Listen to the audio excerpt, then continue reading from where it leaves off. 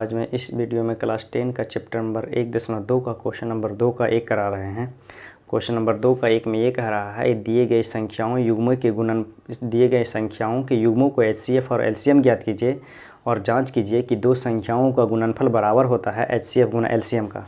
तो जो पहला क्वेश्चन दिया हुआ है कि 26 और 91 का एचसीएफ और एलसीएम ज्ञात करना है और जांच करना है कि ये दोनों संख्याओं का गुणनफल जो होता है बराबर होता है ये दोनों के एचसीएफ और। तो निकालते हैं पहले इसका एचसीएफ और एलसीएम। तो इसको लिखते हैं कि 26 का एचसीएफ, तो 26 का अभाज्य गुणनखंड विधि द्वारा एलसीएम निकाल लेते हैं। तो अभाज्य गुणनखंड विधि द्वारा एलसीएम लगाएंगे तो यहाँ एलसीएम निकालेंगे और एचसीएफ निकालेंगे तो लगाएंगे 2 से, यहाँ पर 2 से लगाएंगे तो 13 आएगा। यानी 26 को हम इस तरह से लिख सकते हैं कि 2 गुना 13। अब 91 का एचसीएफ निकालेंगे तो 91 का एचसीएफ निकालेंगे तो इससे लगाएंगे 7 से, 13 7 91, यानी 91 को हम लिख सकते हैं कि 7 गुना 13। और यहाँ देखते हैं कि एचसीएफ निकालते हैं, HCF 26 91। तो 26 और 91 का एचसीएफ वही होगा जो इसमें भी रहे और इसमें भी रहे।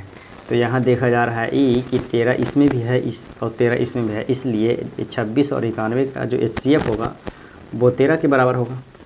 अब एलसीएम निकालना है तो लिखेंगे एलसीएम जो इसमें मिल रहा है 26 और 91 का एचसीएम वही संख्या होता है जो इसमें और इसमें जो मिल रहा है उसके बदले भी 1 लिखेंगे, और जो नहीं भी मिल रहा हो जैसे 2 और 7 तो 2 और 7 को भी लिख लिया जाता है।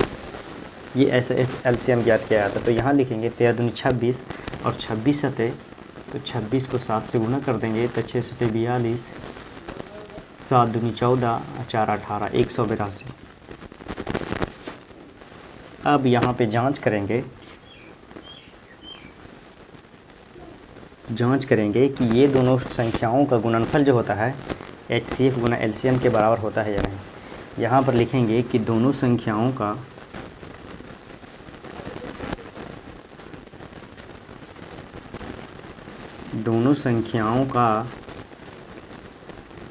गुणनफल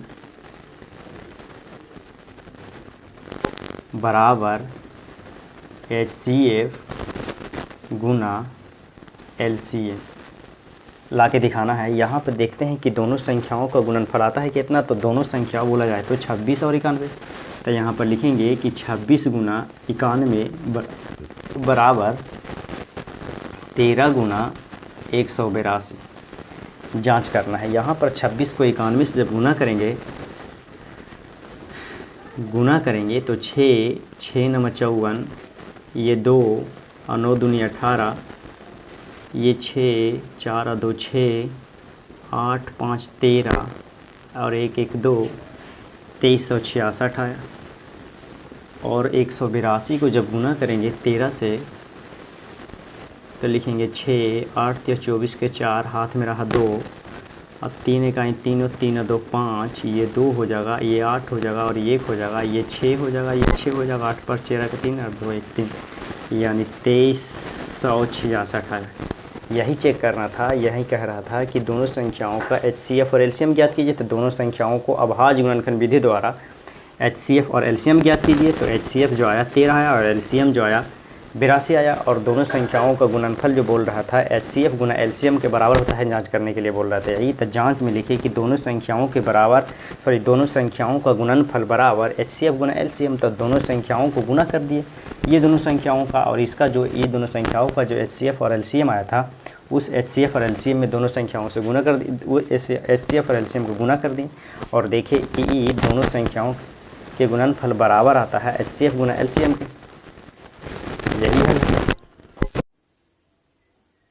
का 2 दिया है कि 510 और 92 का एचसीएफ और एलसीएम ज्ञात करना है और जांच भी करना है कि ये दोनों का एचसीएफ और एलसीएम का जो गुणनफल होता है वो बराबर होता है इस दोनों के संख्याओं के गुणनफल के बराबर। तो लिखते हैं यहाँ पर ये कि 510 और 92 का एचसीएफ और एलसीएम ज्ञात कर लेंगे पहले। तो अभाज्य गुणनखंड विधि द्वारा 510 का एलसीएम और एचसीएफ ज्ञात कर लेते हैं।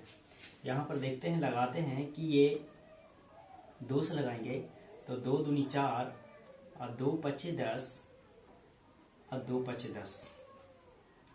फिर लगाएंगे 5 से, 5 पच्चे 25, 5 इकाई 5।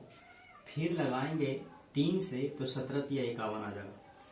अब इसको लगाएंगे 92 को लगाएंगे 2 से तो 2 चौ 8 और 2 छक्का 12। फिर लगाएंगे 2 से तो आ जाएगा 2 दूनी 4 और 2 तिया 6। यहाँ पर अब 23 कट नहीं सकता, इसलिए लिखेंगे कि 510 जो बराबर आ जाएगा 2 गुना 3 गुना 5 गुना 17 के। और यहाँ पे जो ये 92 जो बराबर आएगा 2 गुना 23। यहाँ पे देख रहे हैं ये कि HCF वही होता है जो इसमें भी रहे और इसमें भी रहे। तो यहाँ पे देखते हैं ये कि HCF जो होगा 510 और 92 का, वो जो इसमें भी है और इसमें भी। यहाँ पे देखते हैं कि जब इसमें 2 है तो इसमें भी 2 है, इसलिए 2 लिखेंगे। यहाँ पे 3 है, इसमें 3 नहीं, इसलिए नहीं लिखेंगे। यहाँ पर 5 है, इसमें भी 5 नहीं लिखेंगे। यहाँ पे 17 है, यहाँ पे 17 है, नहीं लिखेंगे। तो इस दोनों संख्याओं का जो HCF आया वो 2 के बराबर आया। अब निकालना है LCM। तो LCM 510 और 92 का जो होगा, जो इसमें मिल रहा है और इसमें ही मिल रहा है, तो दोनों के बदला में 1, इसके बदल 3 इसमें है, 3 इसमें नहीं है तो 3 को भी लिख दिया जाए। 5 इसमें है, 5 इसमें नहीं है तो 5 को भी लिख दिया जाए। इसमें 1 2 और था, लेकिन इसमें 1 2 नहीं और था, तो इसलिए 2 को भी लिख दिया जाए। इस 17 को भी लिख दिया जाए और 23 को भी लिख दिया जाए। जो LCM में जो मिल रहा है उसके बदला भी 1 लिखना है, और जो नहीं मिल रहा है उस सब को लिख दिया जाता है। तो इसको जब गुना करेंगे 2 तिया 6, 6 5 30, 30 दूनी 60, 60 को गुना करेंगे 17 से, 60 को गुना करेंगे 17 से 0, 6 से 42, ये 0 ये 6, ये 0 2, 6 4 10। फिर जब गुना करेंगे ये इसको 23 से तो गुना करेंगे तो ये हो जाएगा 0 6 0 3 0 4 0 2। अब जोड़ेंगे जब इसको 0 6 4 3 2, तो यहाँ पर जो आ जाएगा 23,460 आ गया। यानी ये दोनों संख्याओं का जो है LCM जो आया वो 23,460 आया। लेकिन कह रहा था कि HCF और LCM का गुणनफल जो होता है ये दोनों संख्याओं के गुणनफल के बराबर होता है, इसलिए जांच करेंगे और लिखेंगे कि जांच बराबर लिखेंगे कि HCF गुना LCM बराबर होता है दोनों संख्याओं